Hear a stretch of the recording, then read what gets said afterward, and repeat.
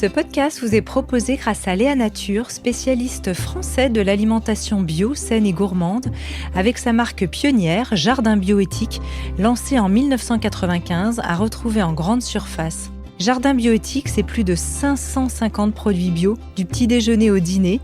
Et depuis son lancement, Jardin Bioéthique n'a eu de cesse de participer au développement de filières bio de qualité, durables et éthiques, et à la relocalisation des approvisionnements et de la fabrication en France. Merci infiniment à notre partenaire pour ses engagements en faveur de notre bien-être et de l'environnement.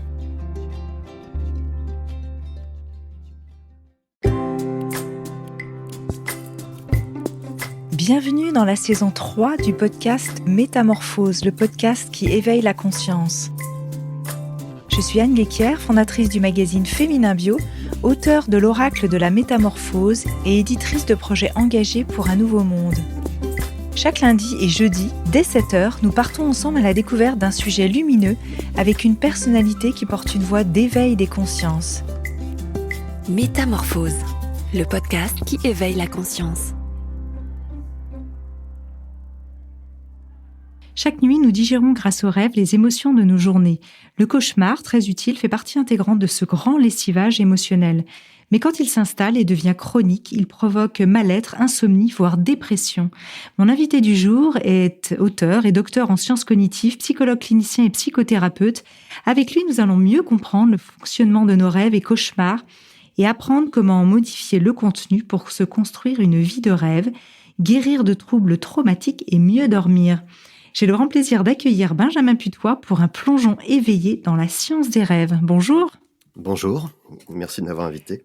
Avec grand plaisir. Alors, vous êtes l'auteur du manuel de guérison des cauchemars, Mieux dormir grâce à la science des rêves aux arènes. Comment est-ce que vous êtes intéressé à ce sujet en tant que scientifique, chercheur, etc. Surtout dans mon activité clinique, j'ai rencontré beaucoup de patients. Je travaillais essentiellement avec des personnes qui souffraient d'insomnie et j'ai rencontré beaucoup de gens qui souffraient de cauchemars. Et à l'époque, il y a une quinzaine d'années de ça, je ne me doutais pas qu'on pouvait en souffrir à ce point-là. Donc ça avait éveillé mon esprit. Et je me dis mais comment on fait pour aider ces personnes? Et c'est une rencontre scientifique qui m'a amené à connaître une forme de thérapie dont on va parler aujourd'hui, qui n'existait pas en France, qui n'avait pas encore été importée. C'est une méthode nord-américaine qui s'avère être très efficace pour le traitement des cauchemars. Et cette méthode m'a passionné. Elle m'a posé énormément de questions sur le plan scientifique, parce que ça remet en cause des vieilles théories, en particulier les théories d'interprétation des rêves freudiennes, auxquelles on est enseigné sur les bancs de l'université française. Et donc ça a été une belle découverte tant théorique que pour aider les personnes qui en souffrent, il faut le dire. Oui, d'ailleurs, vous avez toute une partie du livre, vous faites un peu la peau un peu à ces mythes freudiens, on y reviendra bien évidemment. Alors, rentrons un peu dans le vif du sujet.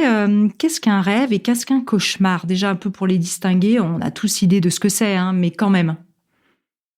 Alors, le rêve et le rêve est une activité cérébrale, c'est un état de conscience qui survient au cours du sommeil. Il n'y a pas un sommeil, il y a plusieurs sommeils, on le sait depuis une cinquantaine d'années. Et ces rêves sont différents en fonction des phases de sommeil. On a le sommeil lent profond, qui sont des rêves plutôt routiniers, qui servent à la consolidation de la mémoire des choses qu'on a vécues dans la journée. Et il y a les rêves tels qu'on les entend communément, les rêves qui sont scénarisés, qui passent du coq à l'âne, qui sont ubuesques, teintés d'une myriade d'émotions. Eh bien, ces rêves-là surviennent dans ce qu'on appelle un état de conscience qui est le sommeil paradoxal. Ce sommeil paradoxal, c'était une double découverte mondiale et on l'attribue aujourd'hui à Michel Jouvet à Lyon, qui était l'un des pionniers de la découverte scientifique des mécanismes qui sont sous-jacents, que le cerveau soutient pour les rêves. Donc le rêve n'est plus ça date un de quand objet. D'ailleurs, petit aparté. Alors ça, c'est les années 50-60. D'accord. Avant, le rêve était un objet, on peut dire, mystique, était l'apanage des religieux, des religions, d'ailleurs encore à l'heure actuelle, très bien. Mais depuis une cinquantaine d'années, on l'étudie, on le dissèque, pourrions-nous dire, sur le plan scientifique, sur le plan neuroscientifique. Et ces découvertes-là, eh bien, ont remis en cause la fonction des rêves qu'on leur attribuait jusqu'à présent. Et aujourd'hui, on a une idée vraiment très précise de à quoi servent les rêves, et donc ipso facto à quoi servent les cauchemars aussi. Alors cette activité, pour donner des points de repère à nos auditeurs, eh bien c'est les rêves et les cauchemars, ils surviennent essentiellement en deuxième partie de nuit. Plus la nuit avance, plus notre sommeil est long, eh bien, plus on a des phases de sommeil paradoxal, et plus au cours des rêves, et donc plus la probabilité de se réveiller avec en tête un rêve, avec un scénario, eh bien, est grande. Donc c'est surtout en deuxième partie de nuit, car souvent, et surtout essentiellement, les parents vont confondre chez leur enfant ce qu'on appelle la terreur nocturne avec les cauchemars. La terreur nocturne, c'est un phénomène qui arrive essentiellement en première partie de nuit, majoritairement 1 heure après s'être endormi, dans le premier cycle du sommeil, où le dormeur, principalement les enfants, bien que des adultes puissent présenter cette parasomnie, eh bien va crier, avoir des gestes extrêmement toniques, et ce qui va effrayer le spectateur qui voit cette personne qui, entre guillemets, semble-t-il, est possédée par le démon. Et il s'avère que c'est une forme particulière de somnambulisme. Cette personne, au cours d'une terreur nocturne, eh bien, elle est bel et bien en train de dormir, aussi incroyable que ça puisse être. Donc, il y a les rêves, il y a les cauchemars. On s'entend à dire que rêve et cauchemar, ce sont les mêmes produits psychiques, si vous voulez, si ce n'est que c'est la valence émotionnelle qui va changer. Un cauchemar est fortement chargé en émotions négatives, j'y reviendrai. Et il y a les terreurs nocturnes, voilà, qui ne sont pas à confondre. Un cauchemar, je pense que tous les auditeurs ont déjà fait un cauchemar. C'est normal de faire des cauchemars dans la vie, d'autant plus quand il y a des choses qui nous ont tracassés, qui nous ont dérangés, ou qu'on a eu des drames dans la vie, des accidents, Les traumas. des traumas, des personnes, voilà, j'ai une personne de mon entourage qui est atteinte du Covid, je vais m'inquiéter, j'ai eu un accident de voiture, j'ai des soucis financiers. Donc, on va potentiellement être à même de faire plus de cauchemars dans ces moments-là. Donc, les gens savent ce qu'est un cauchemar. Par contre, le cauchemar peut devenir récurrent, peut devenir chronique, et peut porter atteinte à la qualité du sommeil, à la continuité du sommeil, et coller à la peau pendant toute la journée.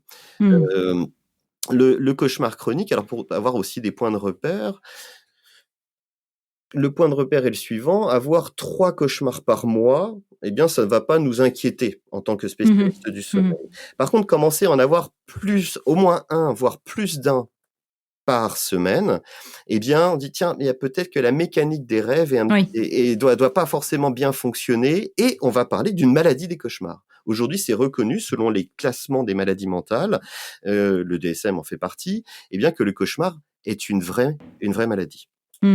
Ça, c'est intéressant, et c'est vraiment une découverte effectivement récente. Donc pour les gens qui auraient des doutes, ça peut être rassurant de savoir qu'on se fait pas des films justement, et que on est tombé dans quelque chose de plus pathologique en l'occurrence. Alors vous avez dit, je l'ai dit en introduction, nous digérons en fait grâce aux rêves les émotions de nos journées. Comment fonctionne ce processus vraiment de digestion des rêves et des cauchemars ? Ce sont les chercheurs connus sous le nom de Nielsen et Levin, qui ont fait une très belle publication en 2007, qui ont fait une proposition d'une théorie neurocognitive des rêves et des cauchemars en particulier. Un point, pour comprendre la mécanique des cauchemars, il faut comprendre comment le sommeil paradoxal fonctionne. Pourquoi le sommeil paradoxal s'appelle-t-il ainsi ? Le sommeil paradoxal, eh bien, c'est un moment dans le sommeil où, eh bien, on va créer des réalités. On se crée des films dans notre tête. On crée des réalités cognitives dans lesquelles on va se déplacer, on va vivre des émotions, on va être en interaction avec des personnes. Donc, on se crée une réalité. Donc, à ce moment-là, notre cerveau est extrêmement actif. Il consomme beaucoup d'énergie. Or, pour vous représenter que vous êtes en train de bouger, par exemple dans un rêve, eh bien, les zones cérébrales qui sont dévolues vous-même à bouger votre corps vont être activées aussi, pour avoir vraiment ce sentiment de mouvement. Et il est important dans ce processus que ces signaux-là, ces programmes moteurs, ne soient pas opérationnels. Ainsi, au cours du sommeil paradoxal, il y a un phénomène qu'on appelle l'atonie musculaire. Notre Mmh. corps est atone. Il est sourd aux commandes du cerveau. Il ne répond pas. Et c'est bien heureux. Pourquoi? Parce que si vous rêviez, par exemple, que vous seriez en train de courir après un train que vous êtes en train de rater, eh bien, s'il n'y avait pas ce frein moteur, eh bien, on vous verrait en train de courir dans votre lit. Il y a certaines pathologies, d'ailleurs, Mmh. où ce frein fonctionne mal et les personnes font beaucoup de mouvements au cours de leur sommeil paradoxal. Alors, Oui, vous dites à ce propos, pardon, je vous coupe une seconde, notre corps est mutique, nos muscles sont débranchés, nous sommes des momies qui créent des réalités virtuelles. J'adore, c'est fascinant bah, quand on y pense. c'est un voyage virtuel. C'est Mmh. vraiment un voyage virtuel. Je sais qu'il est bon de rêver dans ces temps de confinement où bon nombre de citoyens que nous sommes bloqués chez nous et les voyages sont interdits. Et là, non, le rêve. N'oublions pas que nous avons cette formidable capacité d'imagination diurne et les rêves qui nous permettent des exutoires, qui nous permettent des échappatoires. Alors, Mmh. ce sommeil paradoxal, eh bien, au cours de ce sommeil paradoxal, on a donc un corps qui est totalement au repos. Il ne bouge pas, uniquement les yeux qui vont bouger. D'ailleurs, voilà, on appelle le REM, Rapid Eye Movement Sleep. Mmh. Les Américains l'appellent comme ça. C'est le sommeil des mouvements oculaires rapides. Bien sûr, notre corps, on n'est pas mort, on n'est pas des momies. Nos capacités vitales sont en cours, mais elles sont vraiment très très apaisées. Mmh. On est habité par un calme intérieur extrêmement important. Et ce calme intérieur, eh bien, va procéder à digérer des éléments dans notre mémoire qui portent des émotions lourdes. Mmh. Et ce processus, eh bien, mnésique pioche entre guillemets de manière plus ou moins aléatoire en fonction de nos vécus émotionnels qui remontent surtout sur les 2 dernières semaines, mais qui peut aller piocher dans des mémoires plus anciennes. Si par exemple, là, il y a 2 jours de ça, je me suis souvenu d'un accident de voiture, eh bien, j'ai réactivé cette mémoire émotionnelle et cette mémoire émotionnelle, eh bien, elle va s'exprimer quelques jours plus tard au sein de mon sommeil paradoxal. Mmh. Alors, une image qui aide vraiment à comprendre, eh bien, c'est comme quand on voit un film d'horreur. Si vous voyez un film d'horreur vraiment très choquant sur le plan visuel, très choquant sur le plan émotionnel, sur le plan des angoisses, et que vous êtes très confortablement installé dans votre canapé, si votre corps est très serein, eh bien, vous allez vous en laver les mains entre guillemets de ce cauchemar, Mmh. de ce film cauchemardesque. Eh bien, naturellement, eh bien, le cerveau procède à ce lavage émotionnel au cours de sommeil paradoxal. Il mélange les cartes de nos émotions, d'une part, et dans un corps qui est parfaitement calme. Ce processus s'appelle la désensibilisation systématique et nous avons aujourd'hui des arguments très très forts, des observations très fines et très précises sur le plan neuroscientifique qui ont établi des zones de cerveau dévolues dans la désensibilisation des mémoires émotionnelles. Mmh. C'est vraiment fascinant. En vous écoutant, quand vous parliez des mouvements oculaires, je pouvais pas m'empêcher de penser évidemment à David Servan-Schreiber qui a popularisé le MDR, donc cette technique de digestion aussi des émotions en France de manière éveillée. Est-ce que ça procéderait finalement du même type de principe? Alors, David Servan-Schreiber l'a popularisé en France, on va dire un petit peu comme je fais par rapport à cette méthode-là. Cette méthode que vous mentionnez est l'EMDR, le Eyes Movement Desensitization and Reprocessing, Oui. qui a été une invention nord-américaine d'une Oui. psychologue qui s'appelle Shapiro. Et à la base, Shapiro, en tant que psychologue, travaillait avec beaucoup de personnes traumatisées et s'est dit: «Mais est-ce que je peux potentialiser les effets d'une technique qui s'appelle l'exposition?» C'est-à-dire qu'on amène avec beaucoup d'amour et compassion, le patient à, revivre dans le présent des scènes du passé pour, expulser les émotions négatives, comme une mauvaise plaie qu'il faudrait soigner. Mmh. dont voilà, il faudrait vider le pu émotionnel, si vous me permettez. Eh bien, Oui. cette psychologue avait eu l'intuition de dire, mais et si je fais cette exposition avec mes patients tout en leur demandant de faire des mouvements oculaires, eh bien, peut-être que je pourrais mimer cette fonction essentielle des rêves au cours de la journée et ainsi améliorer l'efficacité thérapeutique. Alors, elle a une très très belle intuition, son protocole est l'un des plus validés en matière de traitement des états de stress post-traumatique, mais aujourd'hui, il y aurait un démenti sur le fait que il y ait vraiment un mimétisme parfait entre le MDR et les mouvements oculaires. Elle serait partie d'une bonne intuition qui aurait donné un très très bon résultat, mais peut-être que l'intuition n'est pas, voilà, ça fait encore un débat scientifique, hein, Oui. la question n'est pas encore close. D'accord, mais c'était une petite, voilà, une petite aparté comme ça. Alors, simplement, toujours pour nos petites données de cadrage, alors combien de temps durent-ils, les rêves? On a l'impression parfois qu'ils sont très longs, mais en fait, je crois qu'ils sont parfois très courts. Combien est-ce qu'on fait de rêves par nuit en moyenne, comme ça, avoir quelques chiffres? Alors, on rêve un Enfin, petit quand je dis rêve et cauchemar, hein, évidemment, je les mets dans le même. Oui. Alors bon, on rêve, comme je vous l'ai dit, dans différents stades de Hmm. sommeil. Maintenant, pour parler des rêves, parlons des rêves en sommeil paradoxal. Les phases de sommeil paradoxal thermisent les cycles de sommeil qui, chez l'adulte, durent entre 1 heure et demie et 2 heures. Mhm. Dit autrement, une personne qui a un sommeil sain va faire des rêves environ toutes les heures 30 ou toutes les 2 heures. Et la durée du sommeil paradoxal augmente proportionnellement à la durée de la nuit. Donc, si vous êtes à même de dormir beaucoup une fois ou faire vraiment une grande grasse matinée, il est tout à fait probable que vous ayez de nombreux rêves et qui durent longtemps.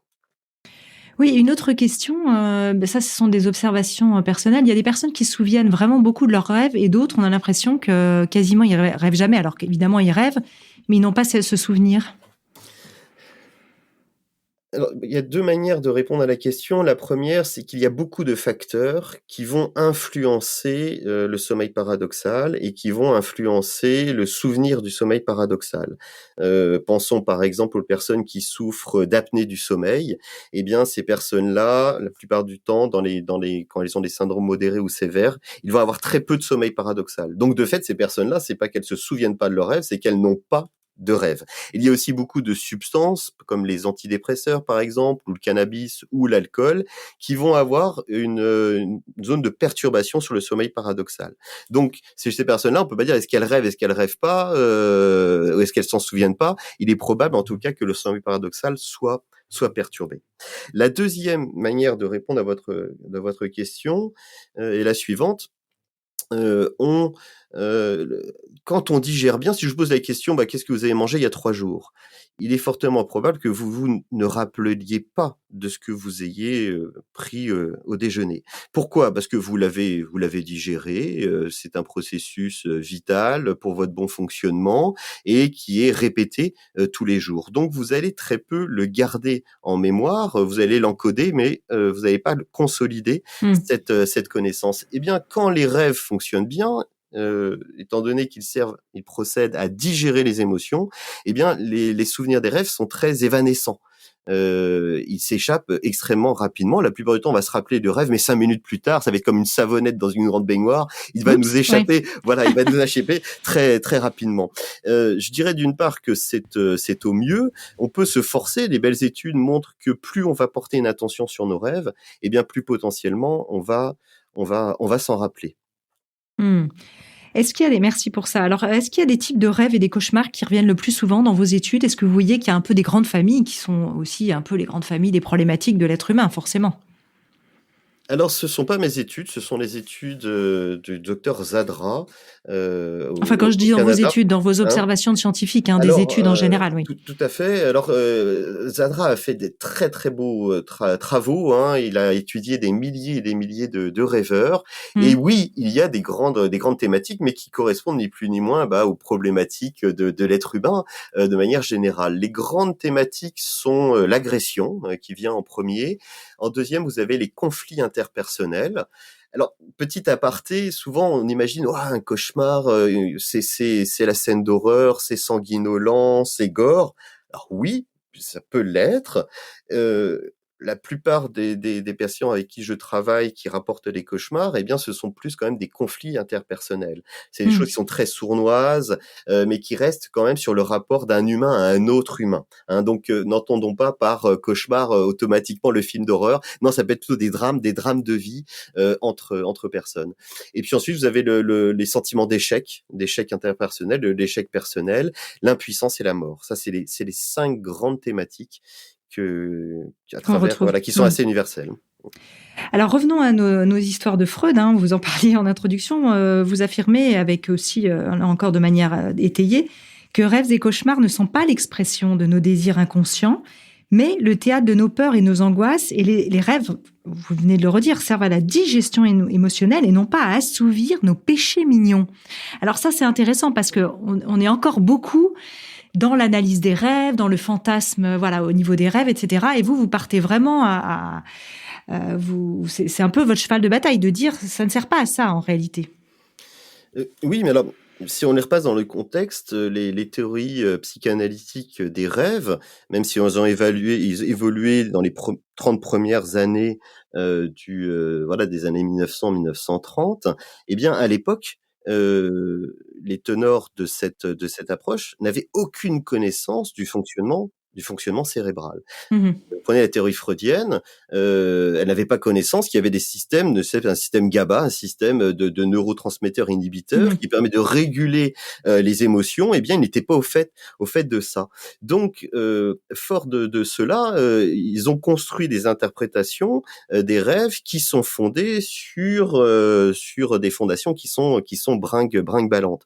La théorie freudienne ou jungienne a du mal à expliquer d'ailleurs les cauchemars. Et quand on étudie scientifiquement les cauchemars, eh bien, on se rend compte qu'ils viennent contredire complètement, eh bien, ce postulat qui est que les rêves servent à maquiller, à Nos fantasmes. déguiser nos fantasmes, nos désirs inconscients. Non, aujourd'hui, je pense qu'on peut le marteler, le poing sur la table, les rêves servent bel et bien à digérer les émotions.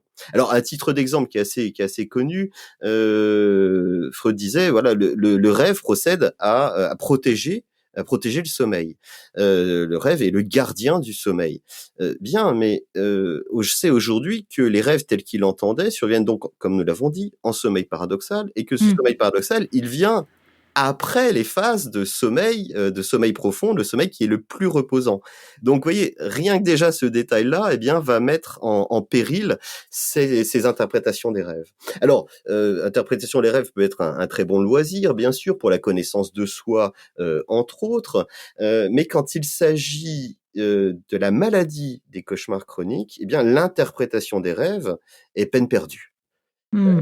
Ça ne suffit pas de vouloir chercher des symboles. D'ailleurs, cette lecture symbolique qui serait soi-disant universelle, une vision de la psyché quand même du 19e siècle, hein, Oui. disons-le, hein, plus de 100 ans, eh bien, n'a jamais trouvé de preuves scientifiques, comme quoi, eh bien, si vous rêvez d'une banane, eh bien, ça serait des choses peu catholiques que je ne mentionnerai pas ici. D'ailleurs, j'ai 2 remarques par rapport à ça. La première, c'est que, vous dites d'ailleurs que c'est plutôt même l'inverse qui se produit, c'est-à-dire parce qu'on résout, le cauchemar qu'on a des effets, dans, la vie de tous les jours. C'est ça, hein, si j'ai bien compris? Alors, C'est-à-dire parce qu'on arrive à justement guérir là, vous êtes spécialiste des cauchemars et les cauchemars, évidemment, on sait que c'est impliqué dans des cas de trauma, vous le disiez en introduction, etc., ou de problématiques, de conflits très graves ou de mémoire, enfin peu importe leur source, et que quand finalement on va guérir le cauchemar, rétroactivement, on va guérir de ces traumas, hein, c'est ça? oui, alors ça, merci de votre question. Là, c'est d'ailleurs ce qui m'avait amené à travailler sur cette méthode, la thérapie par rescénarisation d'images mentales, Mmh. puisque les premiers résultats dont le ténor en la matière est Barry Krakow aux États-Unis, eh bien, avaient observé que en réduisant la fréquence des cauchemars, donc en amenant les gens par un certain procédé qu'on va décrire, réduisent leurs cauchemars, eh bien, les autres symptômes qui sont associés au trauma, par exemple des flashbacks dans la journée, des dissociations, des réactions au sursaut exagérées, une méfiance, une tension nerveuse extrême, hein, qui sont les principaux syndromes des états de stress post-traumatique, eh bien, diminue aussi. En diminuant les cauchemars, on diminue la sévérité des états de stress post-traumatique. Eh bien, selon la théorie freudienne, on devrait observer l'inverse C'est avec ça. le postulat de la substitution de symptômes. On devrait observer, selon, je vous le fais court, mais c'est un peu une caricature, mais selon l'approche freudienne, d'ailleurs, quelles que soient les sous-écoles, le rêve et le cauchemar vont être considérés comme des ambassadeurs d'un trauma inconscient. Si vous abattez l'ambassadeur, ce symptôme, eh bien, l'origine du trauma persiste et il y aura d'autres ambassadeurs, c'est-à-dire d'autres symptômes qui vont survenir sous d'autres formes. Vous n'aurez pas réglé votre trauma tant que vous n'allez pas à l'origine, entre guillemets, du trauma. Eh bien, avec cette méthode, il n'y a pas qu'une étude, il y a des vingtaines d'études qui l'ont montré, on l'a répliqué, nous, dans la version française, eh bien, en réduisant les cauchemars, on observe bel et bien l'inverse, c'est-à-dire on commence à amoindrir le trauma inconscient à proprement parler. Parce que sur le plan de la mémoire, c'est la même chose. Pour rêver d'une voiture, eh bien, vous avez besoin de monopoliser les endroits dans votre cerveau qui vous ont permis d'imaginer une voiture, de vous souvenir d'une voiture ou de percevoir une voiture. C'est la même réalité mentale. À propos de la digestion, je pensais quand même à cette femme psychologue clinicienne Gerda Boysen, qui était norvégienne et qui parlait quand même aussi de cette digestion du rêve à une époque où elle n'avait pas toutes ces informations en neurosciences. Oui, il y a eu des théories. J'imagine qu'elle n'était pas la seule, mais oui, des théories sur les rêves et sur les cauchemars. Depuis l'Antiquité, il y en a eu au 18e et 19e, il y en a eu de nombreuses avec des théories plutôt matérialistes ou plutôt idéalistes. Il y en a eu à foison. Aujourd'hui, ce qui est intéressant, c'est qu'il y a une recherche internationale avec une communication, un partage de la connaissance qui amène à des connaissances beaucoup plus objectives en la matière. Et c'est au mieux parce que ça amène des solutions concrètes à ceux qui en souffrent. À chaque fois, on me pose la question, mais alors, qu'en est-il de l'interprétation des rêves? Mais bon, oui, l'interprétation des rêves est peut-être une chose. Une question essentielle, c'est est-ce qu'on peut modifier nos rêves? Est-ce qu'on peut modifier les cauchemars et faire en sorte qu'on en souffre moins? Et que ça modifie effectivement donc notre vie, voilà. Alors que ça modifie notre vie, puisque, pour reprendre votre question dernière, quand on souffre de cauchemars, mettons-nous un instant à la place d'une personne qui souffre de cauchemars chroniques. Qu'est-ce que ça veut dire? Eh bien, ça veut dire que la personne, elle va aller au lit quand ça va être le mauvais rendez-vous. Vous allez aller vous coucher, vous n'allez pas avoir envie d'aller vous coucher. Or, c'est un lieu, le lit, qui vous permet de vous reposer. Et là, vous n'allez pas trouver le repos puisque vous allez vivre des aventures extrêmement, extrêmement angoissantes et qui vous prennent aux tripes. Donc, vous allez retarder les heures de rendormissement. Quand vous allez faire ce cauchemar, il faut bien vous dire que dans le cas de maladie du cauchemar, eh bien, les personnes peuvent en faire au moins une fois, non pas par semaine, mais parfois plusieurs par nuit. Et les personnes vont se réveiller avec la boule au ventre, avec du mal à respirer, avec une angoisse qui est terrible, tant et si bien qu'ils ne vont pas vouloir se rendormir tout de suite parce que s'ils ferment les yeux, le cauchemar va continuer. Et donc ils vont développer une insomnie secondaire. Leur sommeil va être amputé par la présence de ces cauchemars. Pensons aussi, et tous les parents vont se retrouver puisque les cauchemars touchent beaucoup, beaucoup les enfants. Mais attention, derrière chaque cauchemar, il n'y a pas forcément un trauma. Les enfants ont besoin de réconfort au milieu de la nuit. Ce réconfort, beaucoup d'adultes ne vont pas l'avoir. Le matin, quand vous réveillez, eh bien vous êtes encore pris par ces émotions qui vont vous coller au corps pour toute la journée. Si vous avez rêvé que votre mari vous a poignardé dans la nuit, je peux vous dire que vous allez le regarder certainement d'un drôle d'œil au petit déjeuner. Ça prend à la gorge les cauchemars. C'est ça. Donc à partir du moment où on réduit les cauchemars, ce sont tous ces avalanches de symptômes qui vont être réduits. C'est ça le cercle infernal des cauchemars chroniques? Alors, c'est le cercle infernal des cauchemars chroniques et on sait aussi que les cauchemars, eh bien, ont tendance par la détérioration du sommeil, à entretenir les mémoires traumatiques. Alors, faisons une aparté qui me semble très importante. On parle beaucoup de trauma depuis le début de l'émission, c'est très bien. Mais il y a des personnes qui ont des cauchemars chroniques, donc au moins un par semaine, qui n'ont jamais rencontré de drame dans leur vie. N'allez pas vous dire, c'est parce que j'ai des cauchemars fréquents, pathologiques, chroniques, que j'ai été violé, abusé pendant mon enfance. Bien entendu, s'il y a des abus, des maltraitances, des viols, des agressions, des attentats, tous les drames de la vie humaine, eh bien, ça va amener des mémoires traumatiques qui vont s'exprimer par des cauchemars. Hein. Le cauchemar est le principal symptôme des états de stress post-traumatique. Mais il y a d'autres formes de cauchemars. Il y en a quand même plusieurs. On va pas avoir le temps de les détailler là. Et pensons particulièrement aux enfants.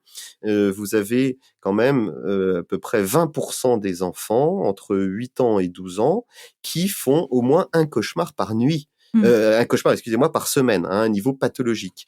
Et bien sûr, derrière ça, eh bien, c'est des périodes de vie où les enfants ont beaucoup de choses à digérer sur le plan émotionnel. Ils sont en train de comprendre les relations humaines, donc c'est très difficile pour eux. Donc ils ont un système de digestion, mais bien sûr, eh bien, ça va vite pourrir leur sommeil. Alors voilà, faut être prudent derrière cauchemar. Il n'y a pas forcément du trauma, mais il peut y avoir aussi des états de stress post-traumatique. Et si nos auditeurs présentent des cauchemars chroniques, eh bien, je vous invite non pas à s'inquiéter, mais peut-être déjà à consulter un psychologue, un psychiatre ou un spécialiste du sommeil pour faire le point là-dessus. Voilà. C'est 5 à 7% des adultes qui rapportent des cauchemars qui les font souffrir, donc c'est pas négligeable. Alors revenons sur justement cette méthode que vous contribuez à populariser en France, qui nous vient du Canada et des États-Unis, qui est IRT, Imagery Rescripting Therapy, thérapie par rescénarisation d'images mentales. Alors, en quoi consiste-t-elle et dans quel cas, justement, vous la préconisez? J'imagine dans les cas, justement, de cauchemars chroniques. Mais comment ça fonctionne, voilà? Alors, c'est dans les cas de cauchemars chroniques, effectivement, à partir que les personnes ou les enfants, les adultes vont en souffrir plus d'une fois par semaine, c'est une thérapie sur laquelle on ne s'assoit pas sur un divan pendant des heures et des années. C'est une thérapie qu'on dit une thérapie brève. On cible un problème, le problème est les cauchemars récurrents.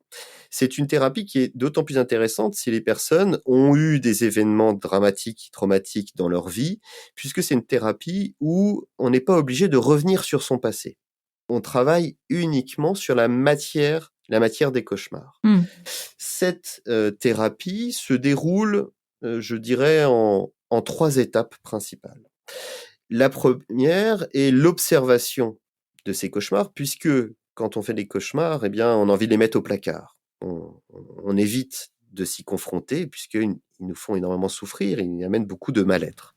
Donc, c'est de commencer à mettre en place une approche de ces cauchemars en les retranscrivant, en les observant et en apprenant aussi à désacraliser certaines théories certaines croyances dysfonctionnelles qu'ont les personnes, comme par exemple, non, mais j'ai des cauchemars, c'est comme ça, je ne pourrai jamais rien y faire tant que je ne reviens pas à l'origine de mes cauchemars ou que je ne les comprends pas. Donc, il y a une phase, je dirais, plutôt de psychoéducation dans cette thérapie, c'est la phase numéro 1.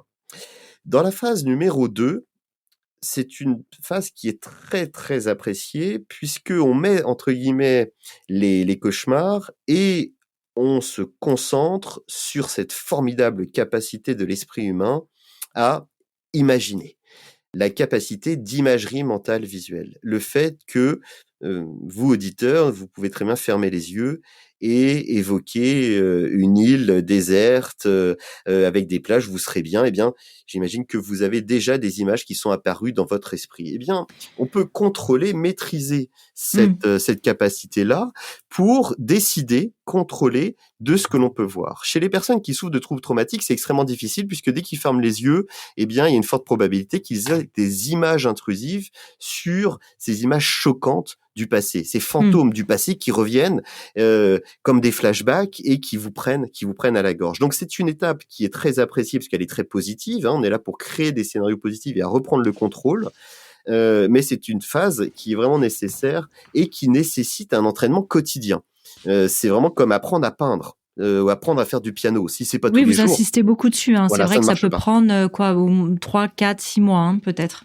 Alors, oui, généralement, en moyenne, c'est plutôt 3 à 4 mois. Mais vous voyez, c'est une thérapie qui est très intéressante puisqu'elle peut être faite en autodidacte, comme un cours du piano. Il est vrai que c'est préférable d'avoir un professeur, et ça, c'est les études de Landseux qui le montrent très bien qu'avec un livre, eh bien, en suivant la méthode, en étant régulier dans son implication, eh bien, on peut avoir des bons résultats. Alors, ça, c'était la deuxième étape. Et la troisième étape, l'ultime étape, eh bien, c'est Alors attendez, je vous Oui, coupe juste une seconde avant de faire cette troisième étape, je suis parce bavard. que ça donne envie, quand on est pas forcément, quand on n'a pas de cauchemar pathologique, de le faire aussi potentiellement pour les rêves. Est-ce qu'on peut, pour celles et ceux qui nous écoutent et qui disent ah moi je vais zapper, j'ai pas de cauchemar, est-ce qu'on pourrait imaginer de se dire bah moi j'ai envie d'améliorer mes rêves pour peut-être pouvoir améliorer mon quotidien, parce qu'on a tous des digestions émotionnelles à faire même si elles se présentent pas sous forme de cauchemar, et que finalement ça pourrait aussi accélérer ce processus, ou c'est tordu de faire la méthode dans ce cas-là? Oui, C'est- je dirais que c'est tendu dans le sens où si vous avez beaucoup de rêves. Alors souvent les rêves, on s'entend, il y a la majeure partie des gens qui rêvent, c'est des rêves qui restent quand même négatifs. On est là pour digérer des choses qui nous ont Oui. émus. Donc c'est des rêves qui sont soit neutres, soit bizarres, ubuesques, négatifs. Mais cette méthode, elle sert pour relancer la machine des rêves, pour la redémarrer. Si vous avez un système onirique qui fonctionne parfaitement bien, à quoi bon chercher à le redémarrer? Non. Après, vous pouvez vous amuser à retranscrire vos rêves, vous pouvez vous amuser à induire certains scénarios, bien sûr, vous pouvez Bah, jouer avec les c'est de rêves. l'optimisation. On pourrait dire que c'est de Voilà. l'optimisation, et de se dire que finalement, au lieu d'aller chez le psy, même si ça va pas trop mal, hop, j'optimise un peu mes rêves et je digère un peu mieux. Non, Non, ça mais marche pas, ça. on est dans une société d'optimisation.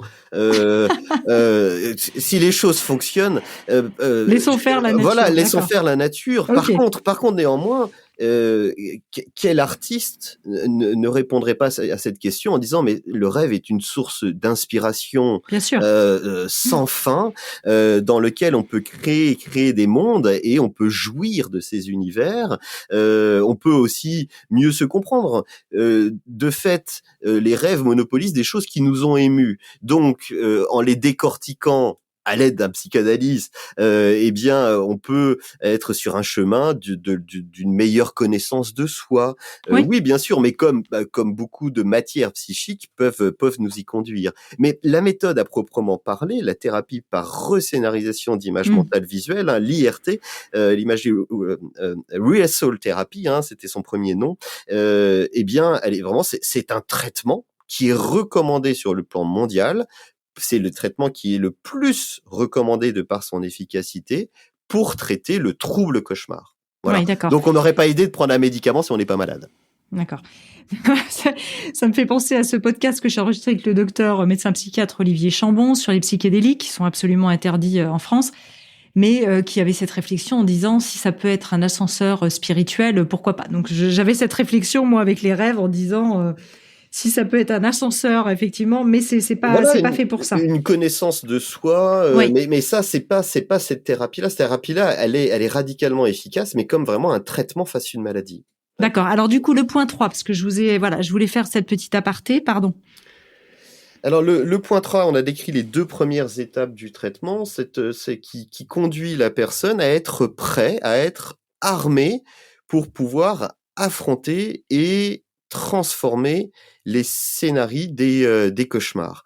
Cette étape nécessite de monopoliser du temps quotidien et une fois par semaine, eh bien la personne va travailler sur un cauchemar qui peut être un cauchemar très ancien ou un cauchemar récent, et il va prendre une posture de scénariste. Son esprit lui présente un drame, un scénario de drame, un scénario d'horreur. Eh bien, il va travailler sur le script pour pouvoir en donner une comédie ou un film merveilleux. Alors, il y a des règles à respecter. Il ne doit pas trahir les images principales. Soit dit en passant, une petite digression, à quoi bon parler sur un divan pendant des heures et des heures de rêve, alors que la matière première des rêves est l'image mentale visuelle. Donc il s'agit de travailler bien et bien sur des images mentales.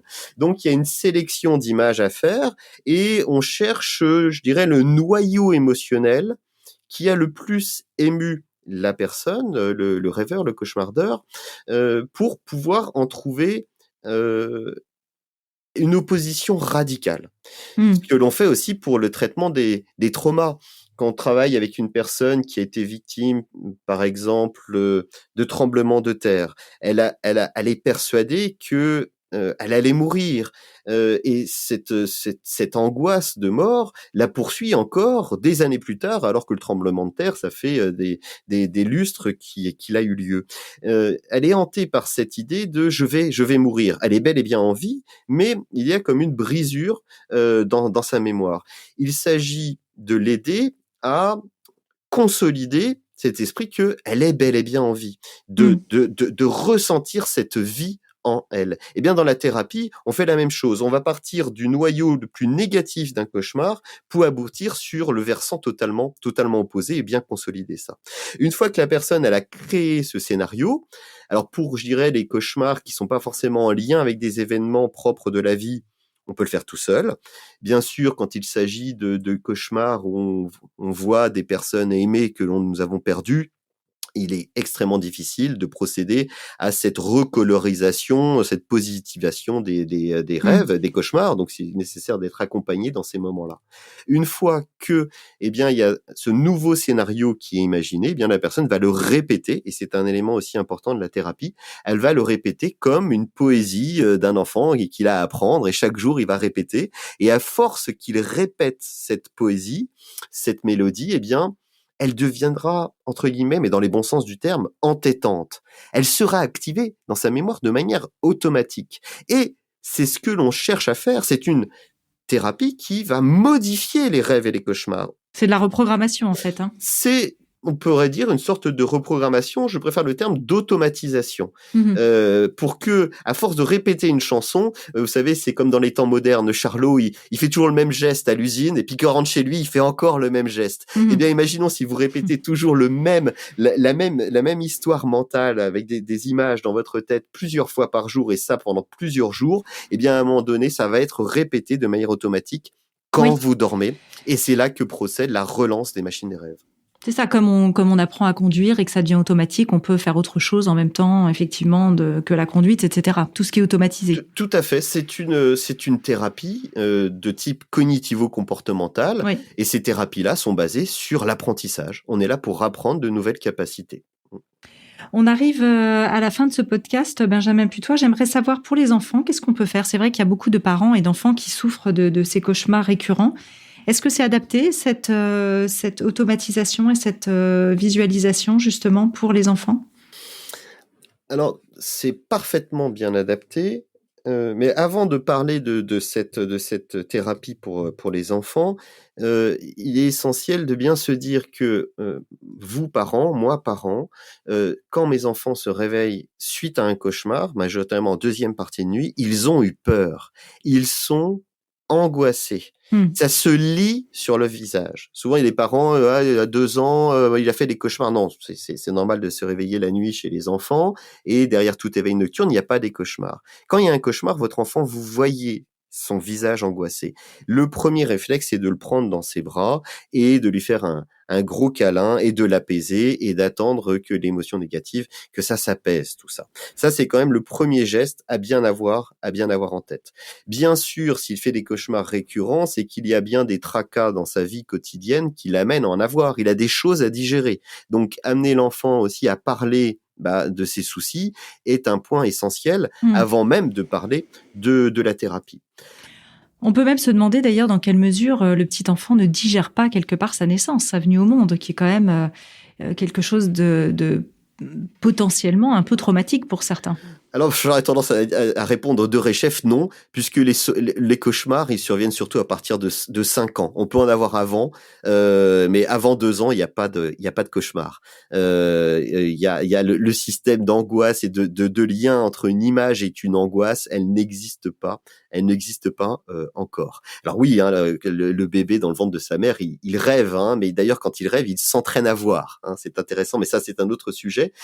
Pour répondre à votre question, quand à partir du moment que votre enfant eh bien, il fait des cauchemars récurrents et que vous avez bel et bien réussi à identifier que c'est des cauchemars, pour ça, mon livre peut vous aider dans un premier temps, et eh bien, cette thérapie est vraiment très adéquate à partir du moment qu'il en fait plus d'une fois par semaine. Et il n'y a pas, j'irais aller voir un thérapeute, une personne qui est spécifiquement formée à cette méthode. Dans le livre, c'est une méthode que les parents peuvent très bien lire et l'appliquer sous, j'irais, le forme de jeu avec l'enfant, de dessin et en quelques mois, eh bien, l'affaire des cauchemars sera réglée. Mmh. Très bien, je crois qu'on a passé en revue pas mal de choses. On n'a pas parlé du tout du rêve lucide. En quelques mots, est-ce qu'on a des choses un peu nouvelles sur le sujet? Qu'est-ce que c'est rapidement peut-être? Alors, le rêve lucide, je vous en parle sous mon angle. Pour traiter les cauchemars, on cherche à les modifier, on cherche à avoir accès à cet état de conscience. Or, c'est un état de conscience dans lequel, eh bien, on n'est pas éveillé de fait. Il y a deux chemins pour les modifier. La première, c'est celle de la thérapie par scénarisation d'images mentales visuelles dont nous avons parlé. Et le deuxième, c'est les rêves lucides. C'est le fait de prendre conscience que je suis en train de faire un cauchemar et je fais encore un cauchemar, eh bien je vais sortir de ce cauchemar. Il y a des méthodes pour augmenter la fréquence des rêves lucides, mais ce sont des méthodes qui encore à l'heure actuelle, elles existent depuis les années 60, mais qui sont très très laborieuses à mettre en place et qui donnent, en tout cas à l'heure actuelle, les études ne sont pas probantes sur le sujet. D'accord, très bien. Benjamin Putois, merci infiniment. Alors je rappelle le titre de votre livre, Manuel de guérison des cauchemars, mieux dormir grâce à la science des rêves, qui est paru aux éditions Les Arènes. On peut vous retrouver également des informations scientifiques sur le site imaginerêver.org. Merci. Oui, tout à fait. Merci beaucoup. Découvrez mes invités en avant-première sur Instagram à l'adresse Métamorphose Podcast. Si vous aimez ce podcast, favorisez sa diffusion en lui donnant 5 étoiles sur Apple Podcast ou sur votre plateforme préférée. Et surtout, abonnez-vous pour suivre tous les épisodes gratuitement. Découvrez aussi en librairie mon livre, issu du podcast Métamorphose, éveille ta conscience, 33 rencontres essentielles pour être soi, aux éditions Erol. Et enfin, pour nous soutenir, rejoignez la tribu Métamorphose à l'adresse patreon.com/métamorphose. Merci infiniment. Métamorphose, le podcast qui éveille la conscience.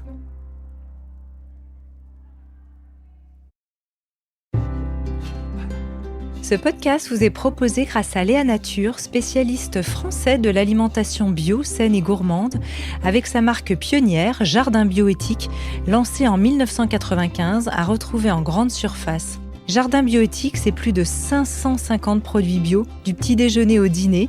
Et depuis son lancement, Jardin Bioéthique n'a eu de cesse de participer au développement de filières bio de qualité, durables et éthiques, et à la relocalisation des approvisionnements et de la fabrication en France. Merci infiniment à notre partenaire pour ses engagements en faveur de notre bien-être et de l'environnement.